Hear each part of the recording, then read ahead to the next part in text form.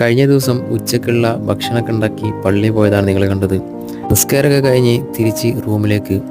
ഇനി ഭക്ഷണം കഴിക്കണം.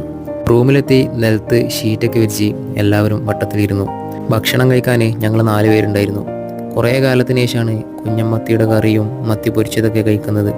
അങ്ങനെ ഫുഡ് കഴിച്ച് കഴിഞ്ഞ് വെള്ളം എടുക്കാൻ നോക്കിയപ്പോൾ വാട്ടർ ക്യാനിൽ വെള്ളം കഴിഞ്ഞിട്ടുണ്ട്. ഞാൻ ക്യാനെടുത്ത് വെള്ളം ഫില്ല് ചെയ്യാൻ പോയി. റൂമിൻ്റെ കുറച്ചപ്പുറത്ത് വെള്ളം ഫിൽട്ടർ ചെയ്ത് വരുന്ന 2 കൂളറുണ്ട്. ഇവിടെ നിന്നാണ് ഇടയ്ക്ക് വെള്ളം എടുക്കാറുള്ളത്.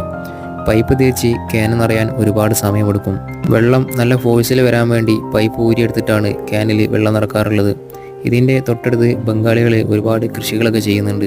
ഇപ്പോൾ ചൂടായപ്പോൾ എല്ലാതും വാടി തുടങ്ങിയിട്ടുണ്ട്. ഞാൻ വെള്ളമൊക്കെ ഫില്ല് ചെയ്ത് പൈപ്പ് തിരിച്ച് അവിടെ തന്നെ ഫിറ്റ് ചെയ്തു. ഇനി നേരെ റൂമിലേക്ക്. ചില സമയം കൂളറിൻ്റെ ഫിൽട്ടർ മാറ്റിയിട്ടുണ്ടാവില്ല. അപ്പോഴൊക്കെ പുറത്തു നിന്നാണ് വെള്ളം വാങ്ങാറുള്ളത്. ഇപ്പോൾ വീഡിയോ ഇഷ്ടപ്പെട്ടാൽ സബ്സ്ക്രൈബ് ചെയ്യാൻ മറക്കല്ലേ.